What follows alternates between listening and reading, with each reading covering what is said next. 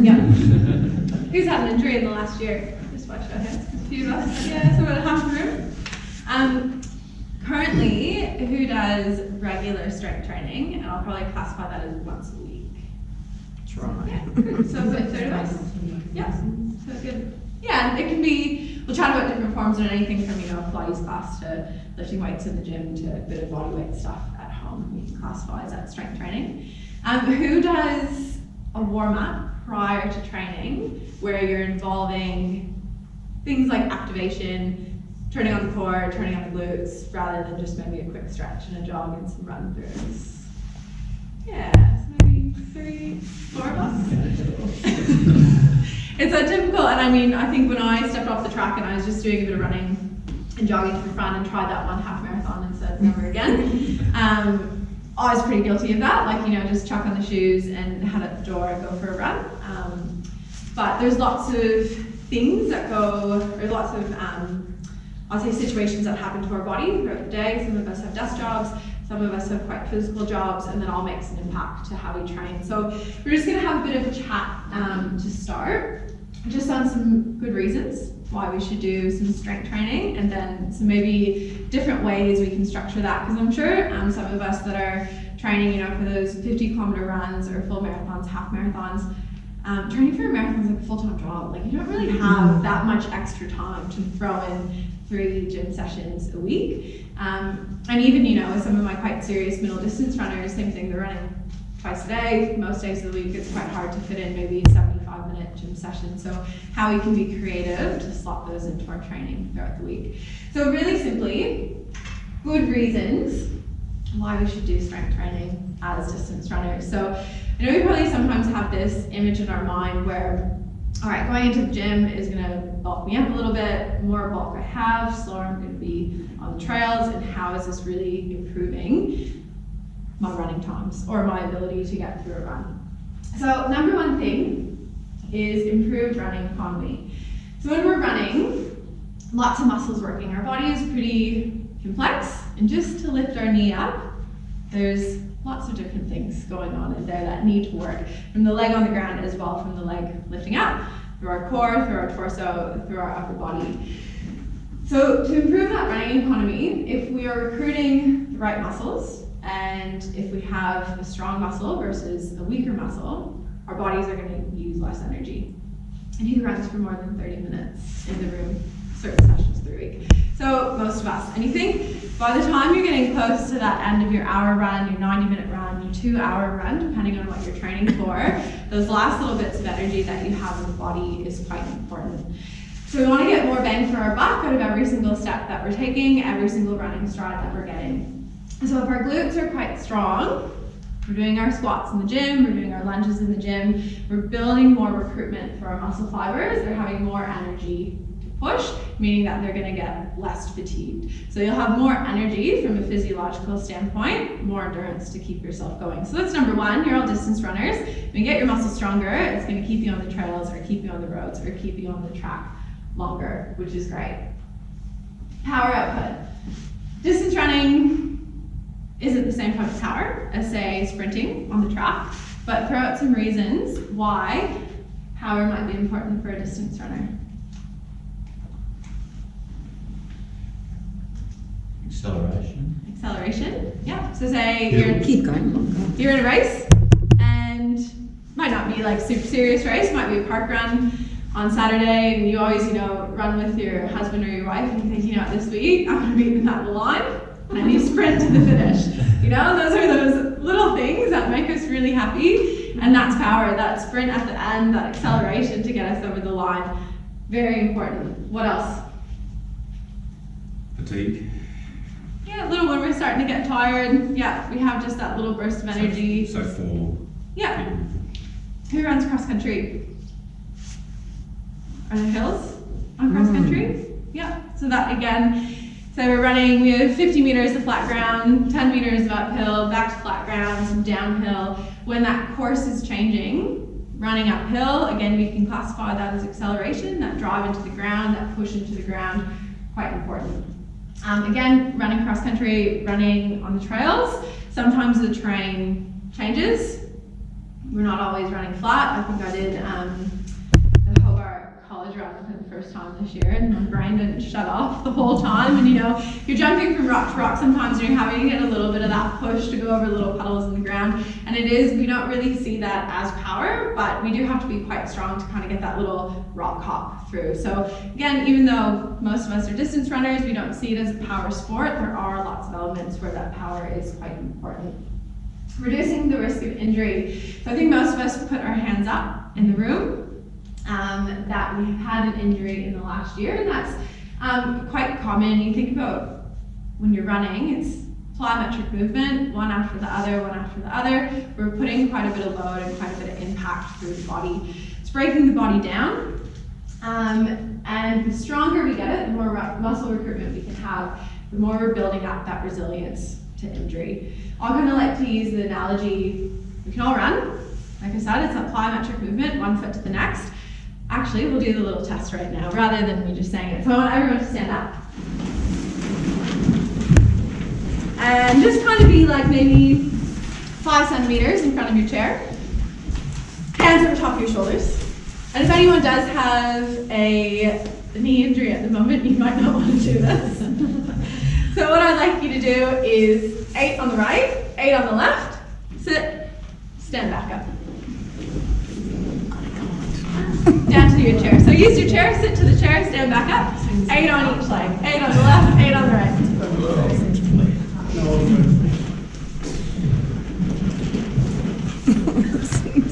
Oh my God, it's hard. Remember, once you've done one leg, please hop over and do the other leg as well. I'm going back this way. This leg might be different. I think that's yeah, there you go. So you've already worked out. Who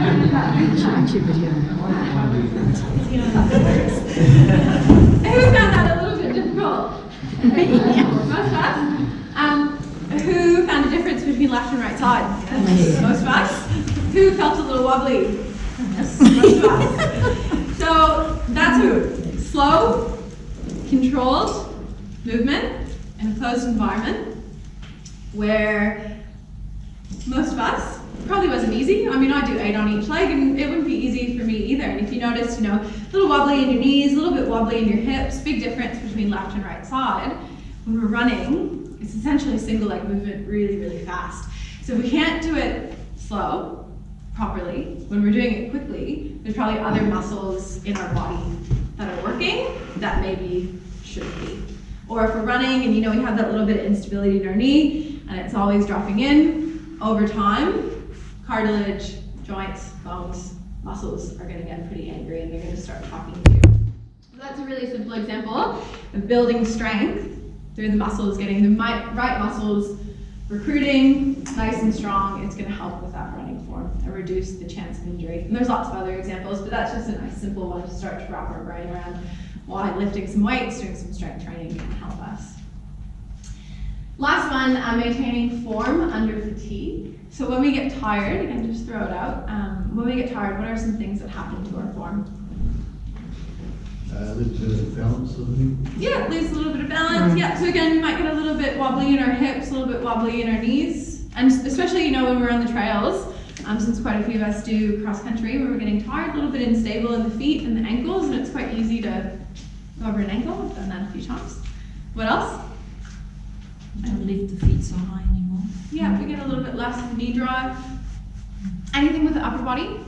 Slumping forward. Yeah, slumping forward. And what else happens? Twist around. Yeah, we slump forward and we twist around. So again, that's another big one when we're thinking about strength training and we're thinking about running where it's mainly a lower body dominant movement.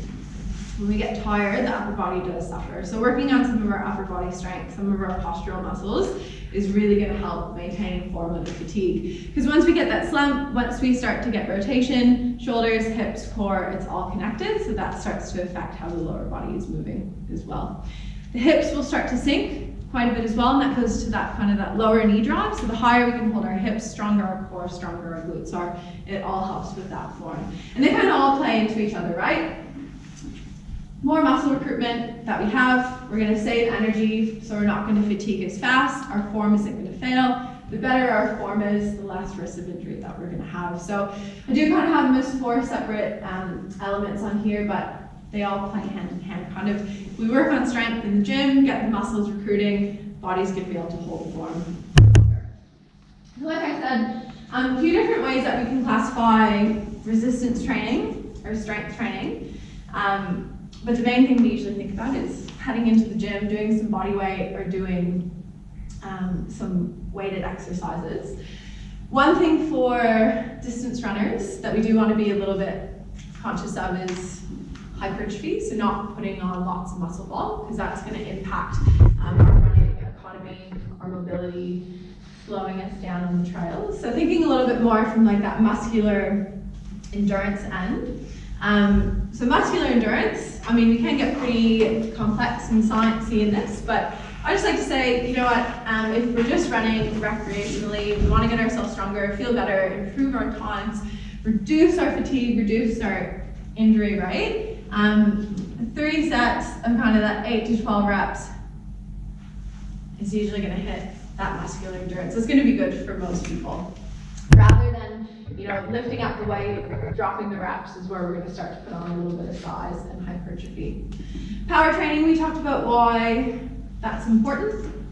And we'll do a few things today that go in with that power training and plyometric training, where we're just going to do some double leg hops, some single leg hops, pretty low level plyometrics. Because again, distance running, we don't need to worry about, you know, like really big box jumps or power cleans or any of our Olympic lifting, but just some hopping. It's going to make our feet, our ankles much more reactive, give you that pop, that spring off the ground. And again, if we are running on dirt trails, on tracks, just allowing those feet and ankles to be a little bit more responsive and reactive. So kind of wrapping this all up, 2 big benefits that we can get from strength training as runners. We can classify it as kind of our intramuscular coordination and our intermuscular coordination. So intramuscular coordination, our body's or the muscle's ability to generate force. So again, that muscle recruitment. Most of us, or who has a job where you're sitting on your bum all day at a desk? Or who doesn't have a job where you're sitting on your bum but you still sit quite a bit? Yeah, most of us. So when you're sitting down, what does our bum do? You know? Go to sleep. Yeah, it goes to sleep. Why? Why do we get that sensation? Muscles turn off. If our glutes are like really active, we feel like we're sitting on rocks. So our glutes like to soften, so it's like we're sitting on a cushion. Our body's really smart, saves energy when it can. And then we might stand up, decide, oh, we're gonna go for a run on our lunch hour. We haven't woken that muscle up. It's still kind of that, you know, it's still asleep, not firing. Then we go for a run, our glutes aren't firing as it should in that running stride. So we're not getting, you know, that ability to generate force, that activation through the muscle. So the better you're able to wake up your muscles, and you can do it, you know, in a warm-up or separate gym sessions, but if you are giving those muscles that stimulus to turn on, and we'll go through some certain exercises, when your glutes are used to working, they'll remember, oh, I know how to fire. So when I run, and I plant my foot down and I draw off, that muscle switches on. But if we're used to just, you know, sitting at a desk 9 to 5, the glutes turn off because it's comfortable, and then we're just running, and we're never switching them on, we're never turning them on, they're not learning how to work. So it's, you know, muscles remember, and if the more stimulus we can give them, they're gonna fire better, recruit more muscles, save energy, reduce our risk of injury, maintain form under fatigue. Also, this is the other one, our intermuscular coordination. So the ability of our muscles working together. So when we run, we work more than one muscle. And if we are kind of similar, you know, our muscles' ability to generate force. So we're trying to teach our body how to fire properly. So if we're in the gym and we're doing single leg movements, replicating certain patterns that maybe we do when we're running, so some lunging movements, really similar to what we do when we're running, squatting, getting that hip hinge, those muscles are learning how to work together, fire together, and then it's just gonna, when we go out for a run, you're like, all right, I know what to do, I'm gonna fire and I'm gonna work that makes sense. Any questions around that? Try to keep it pretty simple. So what we're gonna, yeah. I'm just wondering. Yeah. It must be connected somewhere. But what is conditioning in all of that? Strength and conditioning. Oh, it's just, like my job title is strength and conditioning coach. It's kind of, you know, like strength and conditioning coach or doctor or physio or whatnot, but I was just presenting on strength tonight. Right. Yeah. And what is conditioning then? So it'd be, as we were talking about, you know, energy systems to use. So if you're training for a 5K, those training runs to do. So how much you're loading your body aerobically. We were just talking about strength tonight. It'd be another presentation. So like I said, we might have a quick little break if anyone wants to grab a tea or go to the toilet or just have a little bit of a stretch. But like I said, we're gonna do some practical stuff. There's gonna be lots of different levels. You can jump into things you might like to. You can just have a watch. But hopefully some of us do participate, so I'm not doing the whole thing on my own. But like I said, it'd just be better if we can learn some of these things hands-on, so we can walk out here and know how to do them. So, any more questions? No? Cool. All right.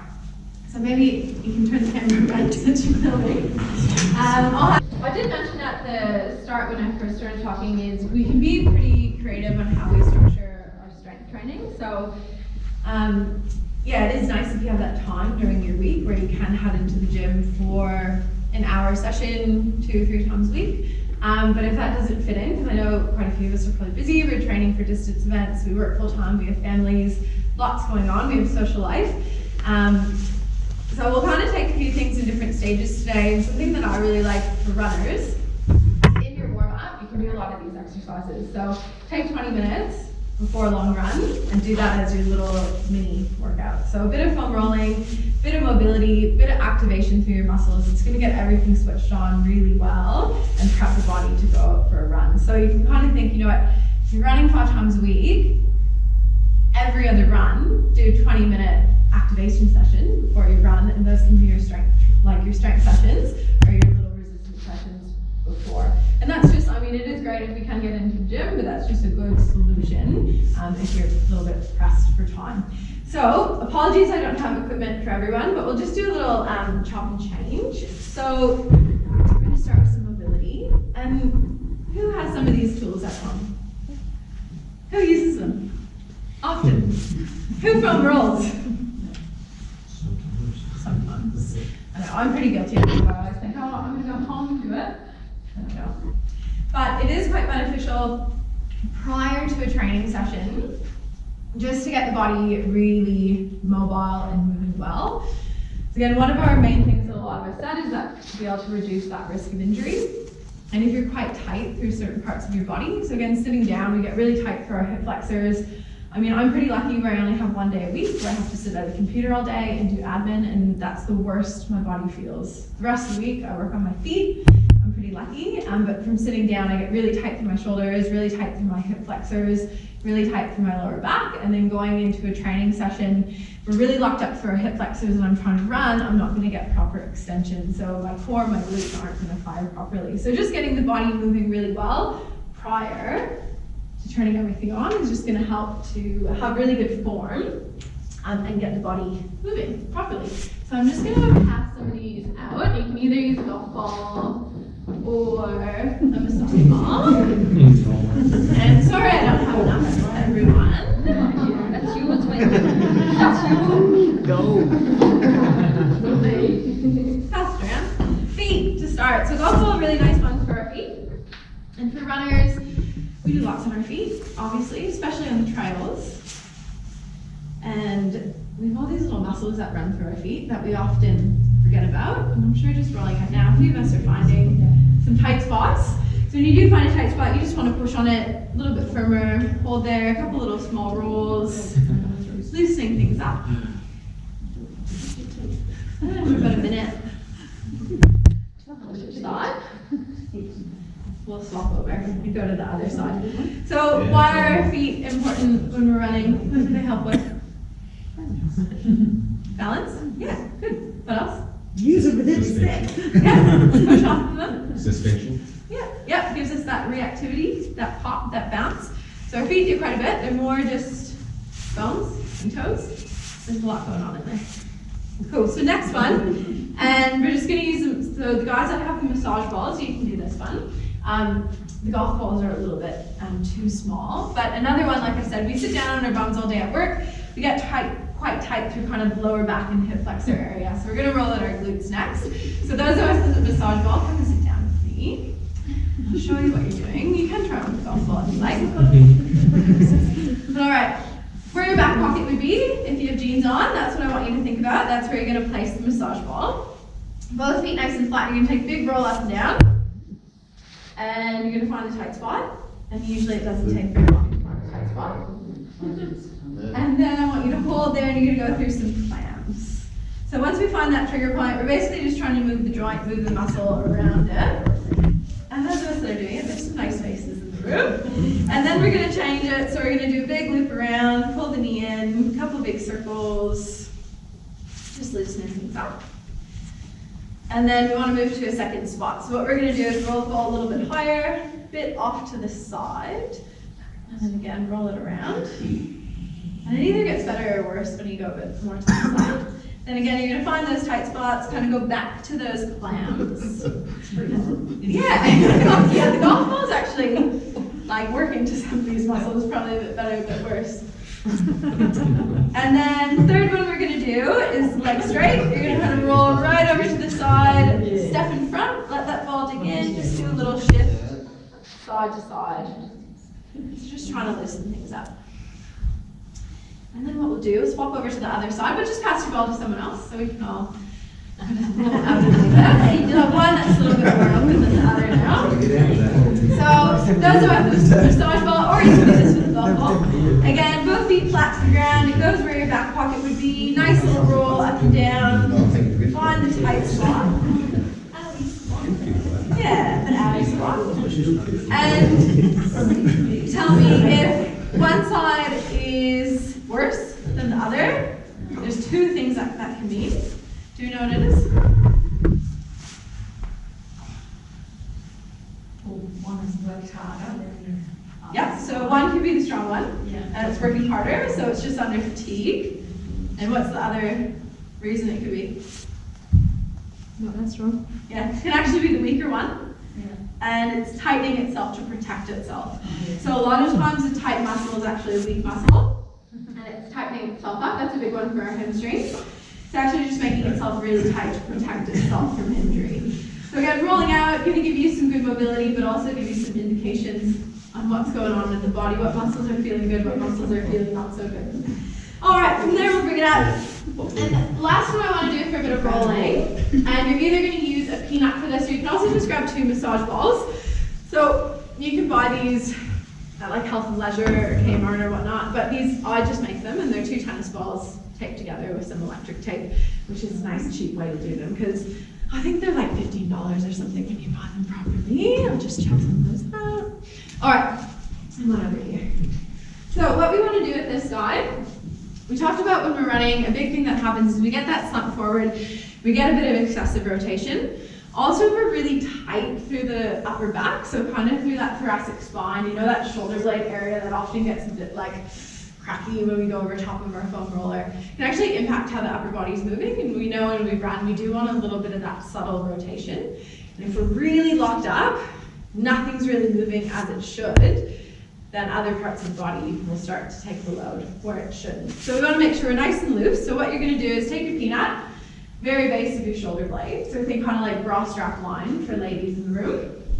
And then you're going to lie on top of it and let your head drop down, arms out to a big T position. You want to do this one? All right, so once you're there, just kind of let it like sink in, a couple of nice big deep breaths. And then you're gonna do some big bear hugs. So you're gonna bring your hands together, big exhale, and then back out to a T position. And again, big exhale, hands together, and then up to a T position. Do that for about 3 times.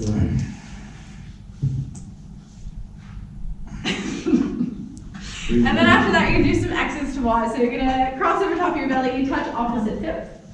And then you're gonna make a big Y next to your ears. And then again, nice big X into a Y. Right that way. So kind of on either side.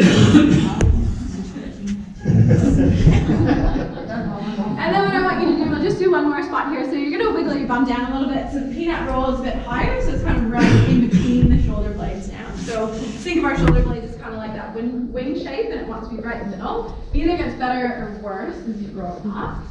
And then you're gonna go back to your bear hugs and back to your X's and Y's. I'll do that. Lying on a bone roll that way. Yeah. But it's not as intense. Yeah, so that's the thing, and foam rolling is great, and I find after quite a bit of foam rolling and a few years of it kind of loses that punch. So this is just a bit of a good way to get a bit deeper into those muscles. Alright, so just a few ideas for what we can do for a bit of mobility.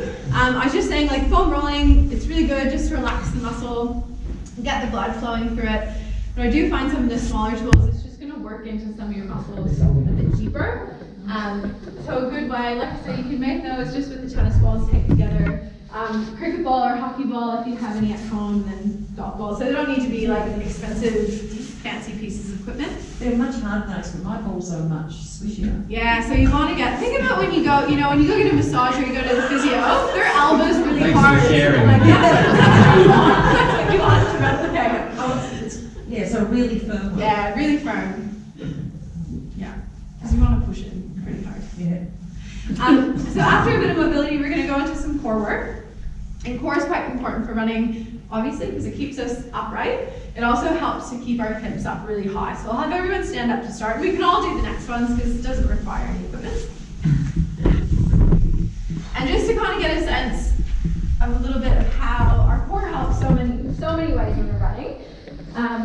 But big thing is it's going to keep our hips up nice and high for us and keep our form quite strong. So if we just go into a knee drive position, and I want you to think like you're relaxed, hands on hips, and our hips like feel a bit sunk, versus if we think about turning our core on, so think about pulling your belly button up, squeezing your glutes, and do we all feel that little lift in our hips?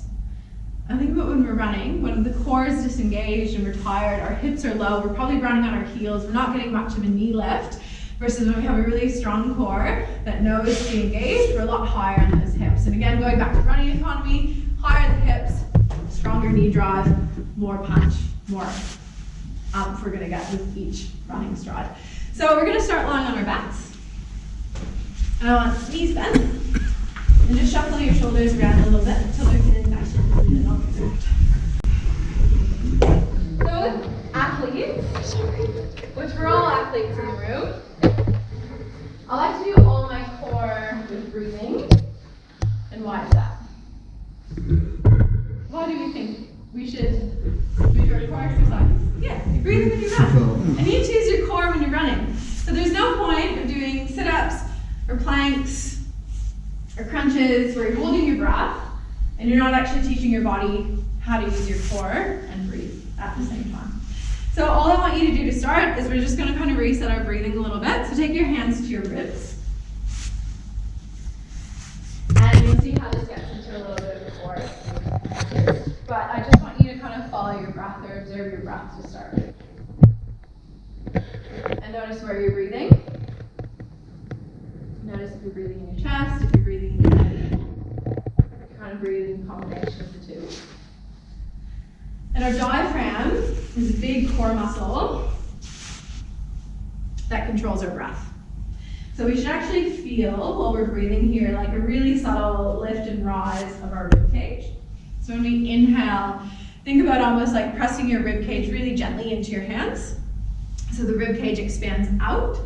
And then when you exhale, you're going to use your abdominal muscles to just gently pull your core in. You can almost feel your lower back press into the ground. So a slow breath in, feel your ribs expand out. Strong exhale through your mouth and think ribs draw together, and you should feel your back press gently into the ground. And we're just starting to engage some of those upper abdominal muscles. Now if you want to take it up another notch, when you breathe in, I want you to think about engaging your pelvic floor. An easiest way to explain it, so ladies in the room think like you have to pee. So when you breathe in, you're holding your pee in really slightly. Guys in the room think like you have to fart, and when you breathe in, you're holding in a fart. We can all picture that. So inhale, pelvic floor lifts up, and then exhale that pull in of the ribs. And it's a really subtle core activation. Those muscles, pelvic floor, diaphragm, which are going to stay active the whole time when you're running. So from here, you're going to lift both feet off the ground, knees bent, feet flexed, and reach your hands to the sky. Now we want to think about those muscles, and we're just going to add in a little bit of movement, opposite arm and leg, because that's how we run. So as we inhale, pelvic floor lifts up, extend opposite arm and leg out, back stays flat to the ground. As you exhale, draw your knee, your hand back together, and squeeze your ribs together, push your back into the ground. So again, inhale, extend opposite arm and leg, opposite side. Exhale, draw it in, back presses into the ground. Keep going for about 10 more. So kind of one of our staple heart exercises called dead bug. We do it while we breathe. Opposite arm and leg. So starting to replicate some similar movements to running. We're getting that flexion and extension of the leg moving. That was cool. And for this one, sometimes when we don't feel it, we're just not controlling those hips enough. So you get a little bit of a rock forwards and backwards of your hips. So think hips should move, back stays flat, breathing, controlling the core with the breath. All right, that's probably about 10. So from there, what we're going to do, a few different ways you can do this, but again, since I don't have too much equipment, we'll just do it with a partner, and I'll show you how you can do it with equipment if you're solo. So what I want you to do is stand up. And just working with the person next to you. So this is called a pull-off press. We're going to do 2 different variations, and I actually like it with partner better. It's a bit more reactive. You don't really know what's happening. So first one, nice and simple. You're going to have a little bend in your knees. Take pelvic floor on, so holding in a P or a far. Easy way to remember it. One partner, take your hands up front. Set your shoulders in. Okay? So I want you to think about breathing the whole time when you're doing this and activating through your core. So you're in a really good position, so I'll demo it for you to start. So opposite partner, what you're going to do is push them quite firm on either side of their hands, their hips and their shoulders, and your job isn't to move. Okay? Ready? Oh, don't move! Don't move! Don't move! Lock it in. Yeah, there you go. Now lock it in. So give it a try. Push, 2-second pushes, hips, shoulders, hands. Okay. Your job is to breathe. Keep strong.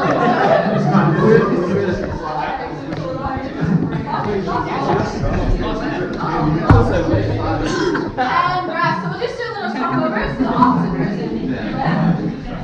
Again, a little bend in the knees, core on, push them quite firm, hands, hips, shoulders. Lock it in, lock it in. No, Alright, so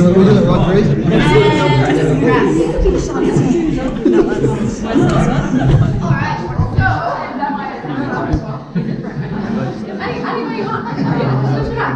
So I can tell a few of us started off a little wobbly, and then we got the gist, and we're like, oh, tighten up, brace. It's called core bracing, so just switching the muscles on through the core. How can we make it more running specific? Yeah, single leg variation. So a nice way to do it is just from a split stance. Obviously a bit harder here, so don't push as hard. We're going to give it a go though. So up on the back toes, nice and high, little bend in the knee, front foot flat, but think a little bit more of your weight in the front of the foot rather than the back of the foot. Hands together, lock it in, and get pushes from your partner, and don't move, and don't fall over. sorry, last.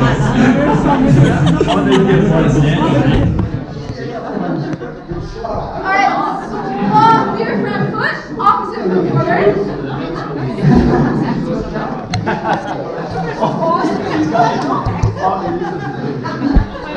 And then squat, partners, let's get it. Oh, wait.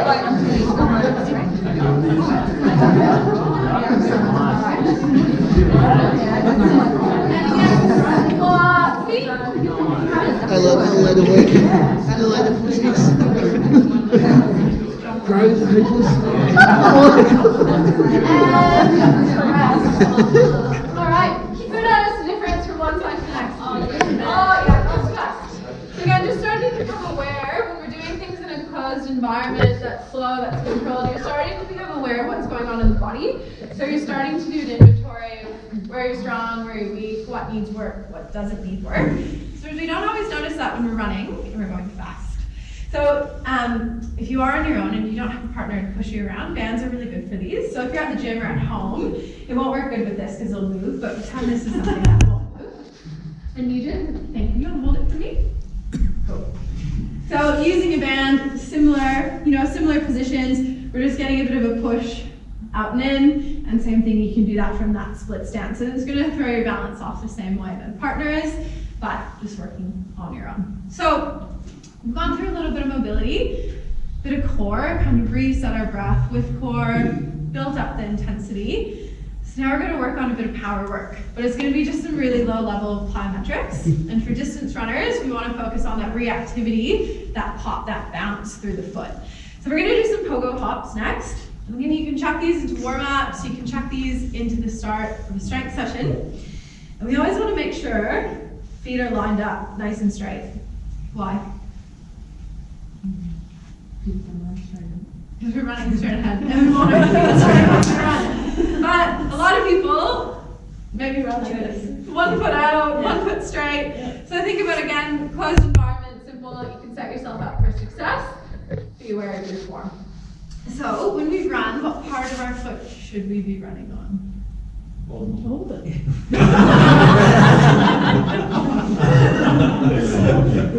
We need some little toes. Yeah, so for distance running, kind of midfoot is a bit more realistic because we're not going to run completely on the balls of the foot for a whole race. But a bit more of a midfoot strike because it's nice and soft. Like right now, if we think about our foot, we can feel it into the ground. What's softer, the ball of the foot or the heel? The ball of the foot. If we're running on our heels, it's like right into bone, and that's going up through the body. So it's just not very nice on that, all those joints and bones up the chain.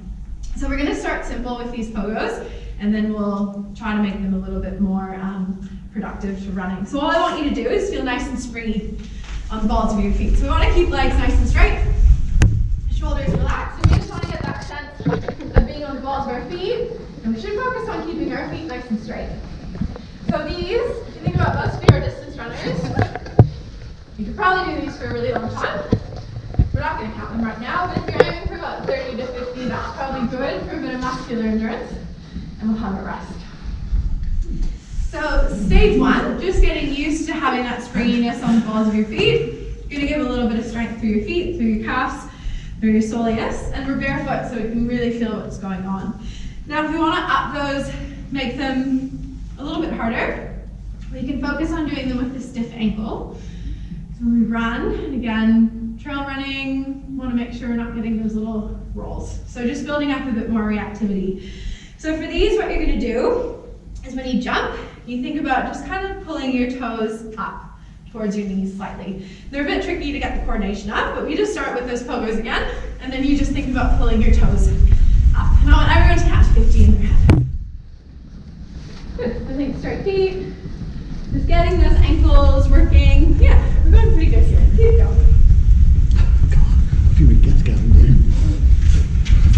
Alright, you can probably all rest. That's fine. Alright, we won't do the next one, but I'll just demo. So that was double foot. We run on single foot. So if we do want to get a little bit more specific, you can start doing some single leg hopping. Single leg can be quite tricky because it's kind of like, you know, we did those single leg squats on the chair, and like a few of us were a little wobbly. When we're jumping, we're doing it faster, and there's going to be a little bit of that wobble. So a few different examples we can do. We might actually do a few of them together, and then I'll just demo the one over the hurdles. But I'm going to have you start 5 pogos, and then you're going to land on one leg. So what you're going to do is 5, just like what we did, and then land and stick it. And we're just trying to build that stability and land and stick. So maybe do twice on the right, twice on the left. We're just teaching our body we're going fast, and then we're trying to be stable. So quick and stable. Good. And again, notice left side, right side. What muscles like to react? What muscles like to be a little wobbly? Yeah. So once we've done those, how we'll progressive is we'll go to some single leg hops. So one leg down, I want you to do about 3 to 5 single leg hops, and then land. And do about 2 on the right, 2 on the left.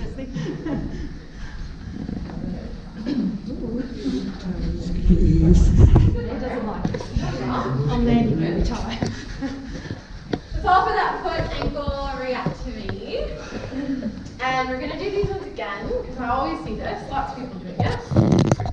When we're jumping, did anyone pay attention to where your foot was striking on the ground? Did anyone notice themselves like wobbling to one side or the other?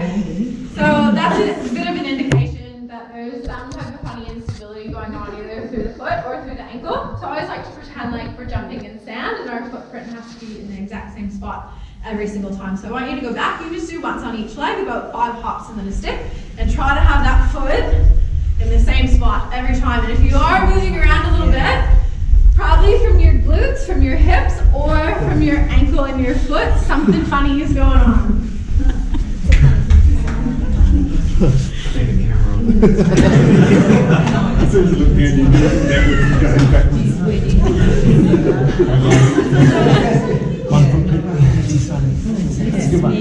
That's better. See, so these things, once you bring your awareness to it and you focus on it, your body wants to work right because it feels better when it's working right. So once you tell yourself, no, jump in the same spot, control it, the right muscles will start to work and they'll engage. You'll think about your glutes, your core, your foot.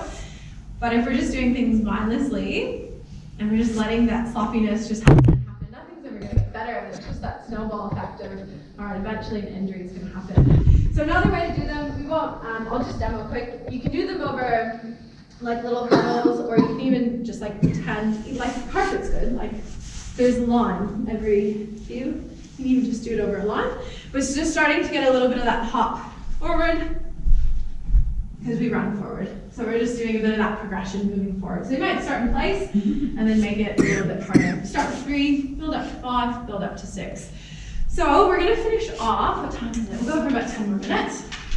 So just a few basic strength, muscular endurance exercises. The things that I talked about, just exercises to help with a bit of running economy, reducing that fatigue, staying really strong in our body. And I have some handouts I'll give out after, but how I like to structure things, I call them complexes. So we can be really efficient in the gym. So we think about for running, we've talked about we want to work hips, legs, core, and upper body.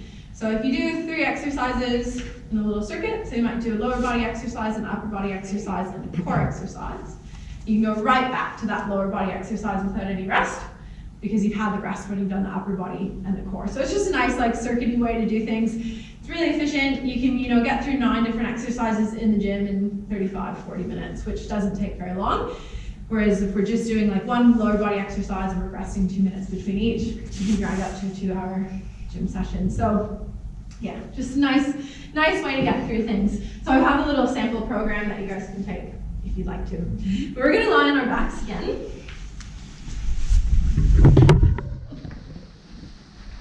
And most of us have probably seen these or have done these, but again, it's about doing them properly. So we're going to do some single leg glute bridges. So what I'd like you to do, have your feet about hip distance apart, and your heels should maybe only be in long enough that you might be able to brush your heel with your very longest finger, nowhere closer than that.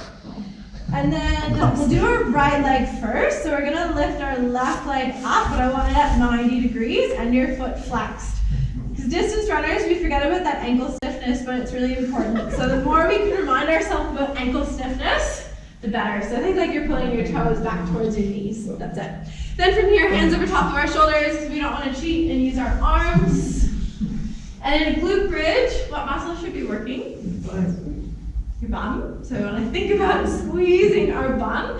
And if we have lazy glutes, tell it to work. So you're going to push through your right heel, lift your hips up, take a big pause at the top, and then lowering them back down. And I'll have you do that about 8 times on each leg. Thinking about pushing through the heel, actively squeezing your glute, telling that muscle to work.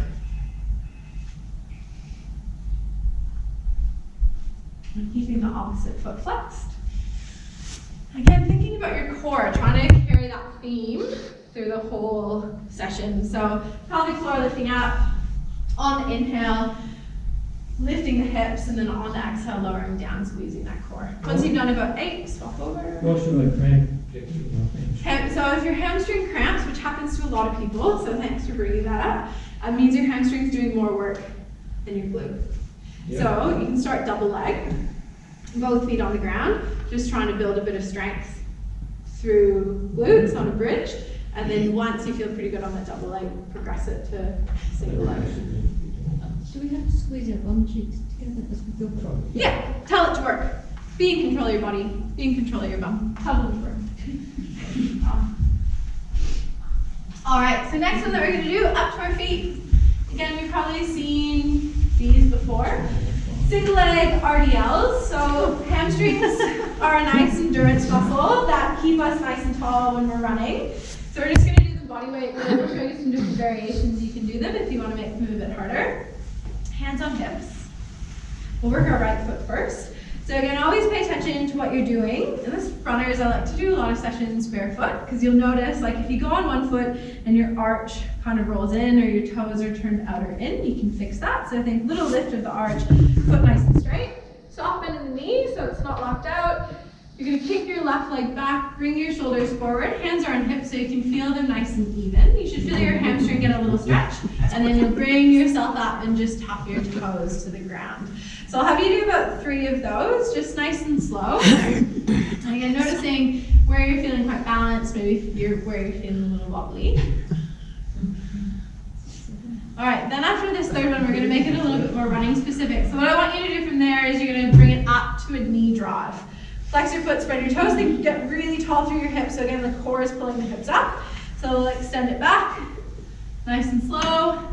And then from here up to a knee drive, get tall in those hips. Cool, one more time. Hinge it over. Yeah, good, hips level, and then up to that knee drive. Cool, and then top side, do about 6, just so it's even, and you can go right into the knee drive if you like, or if you do find you're a bit wobbly, just get that hamstring warmed up, and just bring the toes in split.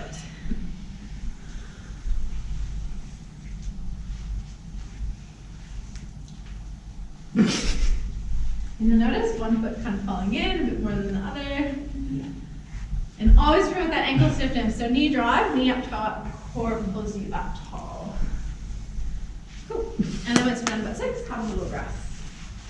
So ways you can make that harder. If you're just doing a little bit of a home workout, a band's nice if you don't have any weights. So round your foot like a shoulder bag, up and over top. And then you just have that resistance to push through your foot. So it reminds you to just stay nice and active.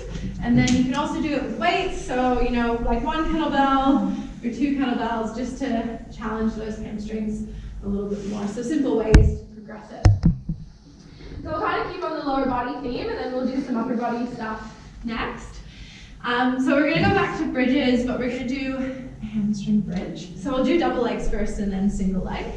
So glute bridges, we look for the legs bent about that 90 degrees. Hamstring bridges, we're gonna take our legs out to about 3/4 straight. You're on your heels and your toes are pointed up towards the ceiling. Hands over top of shoulders. Now before you lift up, I want you to kind of like scoop your tails out under. So again, think about those lower abdominals. Push through your heels, lift your bum up. And think about almost like pulling your heels towards you. Oh my gosh. And we're gonna try to hold this for 20 seconds. Goal for distance runners, to be able to do this for 40 seconds, but we'll start with 20 tonight.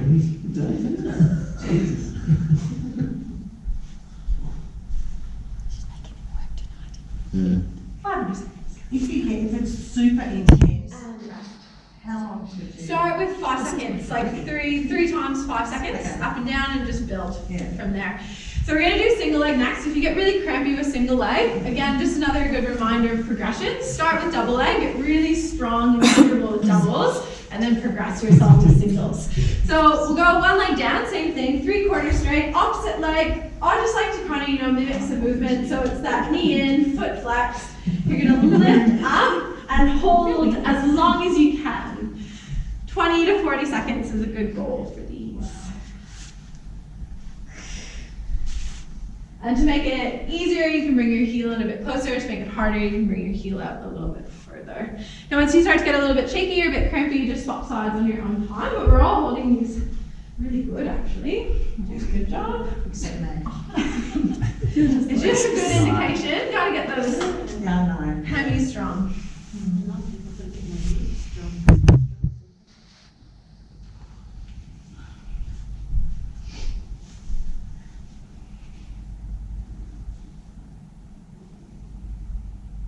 Nice. And then you can have a little rest. Yeah. She's on Dom's tomorrow. Alright, so just take a seat. So a few of us can try these if you like. They are pretty intense, but hamstrings and glutes are so important for running. So I will demo these because if you get to a point where hamstring bridges aren't very hard, and some of us held them for a really long time, a good progression is a Nordic hamstring. Do we know what those are? Has anyone done them? Do you want to demo them with me? My physio told me not to do it because of an injury. Okay, cool. Chrissy, do you want to hold my feet down? Alright, so for these, you probably they're always on YouTube, so you've probably seen videos of them before, but they are really good because it's that really intense strength for the hamstrings. So what you want to do is squeeze your glutes, because we always want glutes and hammies working together with running. Partners holding your feet down, you're going to think about pushing your calves up to your partner's hands as hard as you can, and then you're going to try to lower yourself down. Slow, slow, slow, until you can, and then you'll just drop. Push yourself back up. Nordics, we only ever want to do about 3 to 5. So you're not doing very many, I'm just going to do one. So if anyone doesn't have knee injuries where it hurts to kneel, and you feel quite confident in your hamstrings, give them a go if you want to. Give them a go. No, I try to start with bridges though. Even just to warm up, you know? Yeah, no, I just started that. Would you want me to hold your feet?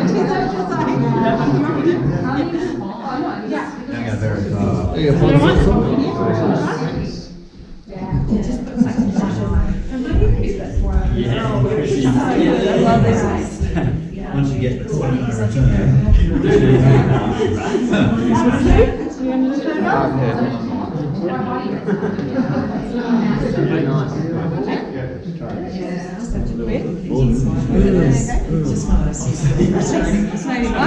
yeah, I've got Sit on my page.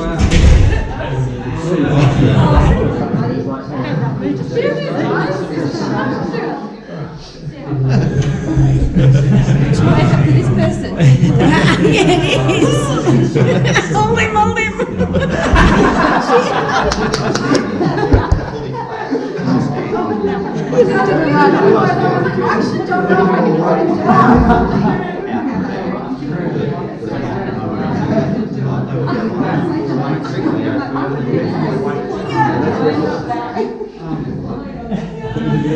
Alright, so I don't keep you too long on a Friday. We're just going to go through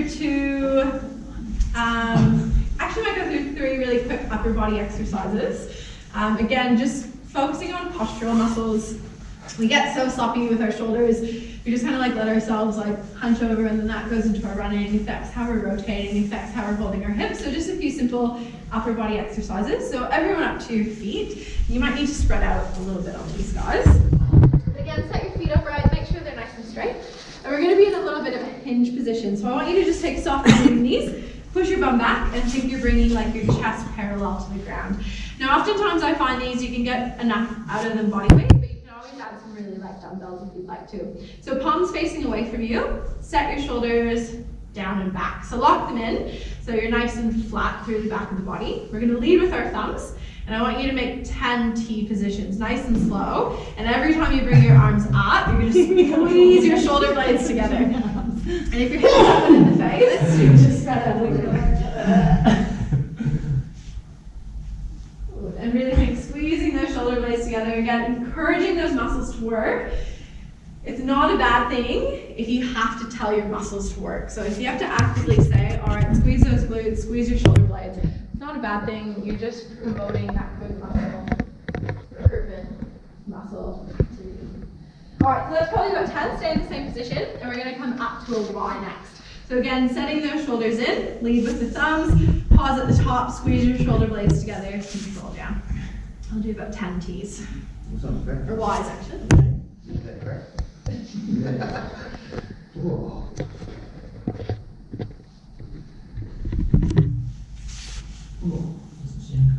A few little crunches, pops and cracks in there. As long as there's no pain, that's alright.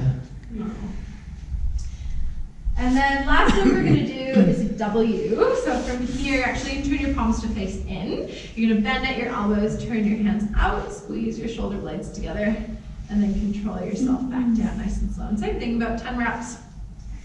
And really trying to get those shoulder blades flat on the back, working in between them.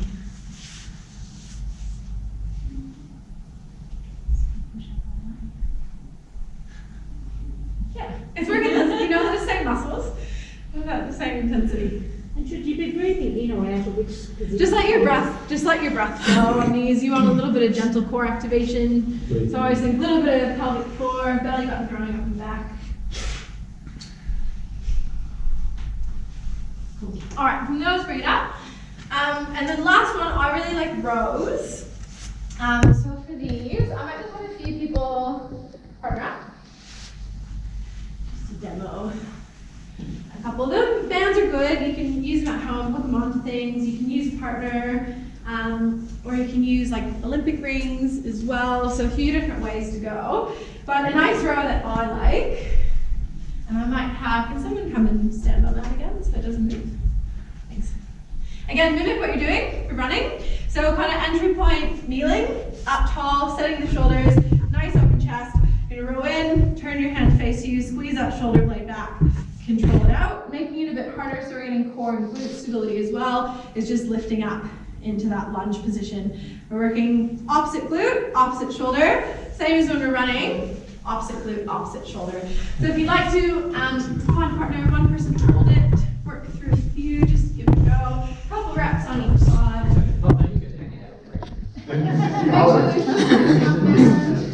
No, but you don't go right to your knee though. Well, you could. And then you can try it, knee lowered, knee lifted.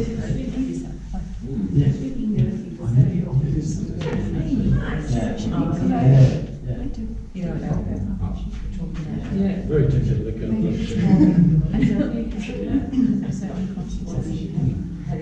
Here, see how you like get really up, like on your shoulders, and stay relaxed.